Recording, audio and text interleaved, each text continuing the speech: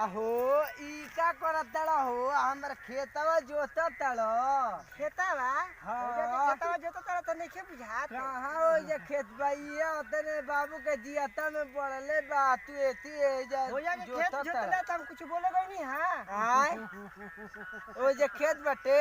ई अपने खेते बटे ओ जे मल गुजारी दे देले बड़ा अरे कहतल हई ना हो लात मत चलिए काहे मत डली चला हटा बाहर निकल काली कल मुखिया बाहर जी निकल बे नाते नाली कलम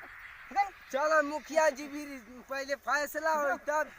जन हो तन जोतिया ठीक बा नु बाबू के जियते में आई जोतत जो बोला के ले जौना के बोला कोई तौना के बोला के ले आवत तरन है जे मेहनत करत नहीं हम खेत ली है